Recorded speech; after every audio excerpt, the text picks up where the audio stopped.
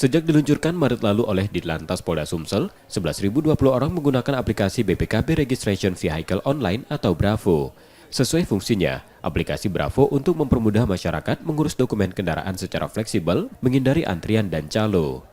Melalui aplikasi ini, dalam satu hari adanya peningkatan kewajiban masyarakat dalam membayar pajak kendaraan dan bea balik nama BPKB berkisar 80-150 pemohon.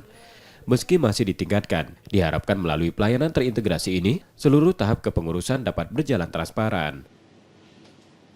Ya, Bravo hari ini sudah berjalan dan ini akan terus kita tingkatkan.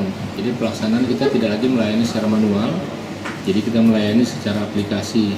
Jadi dengan harapan nanti apabila orang akan melaksanakan perpanjangan BPKB setiap tahunnya, sudah ada aplikasi Bravo sehingga mereka bisa menentukan kapan waktu mereka akan datang ke kantor polisi.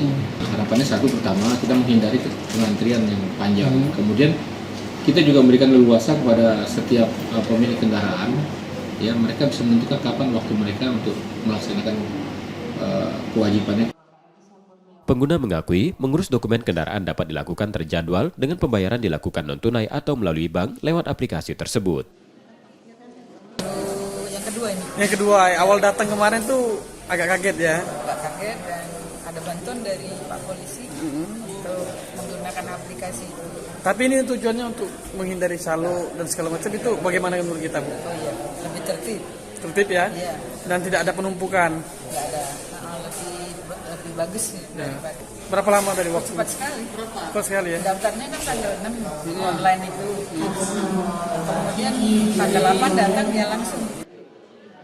Saat ini pelayanan manual ditutup dan seluruhnya dilakukan melalui aplikasi Bravo, yang diharapkan dapat mengurangi keterlambatan pembayaran. Reski Oktora, Muklas Diferensial, Kompas TV, Palembang, Sumatera Selatan.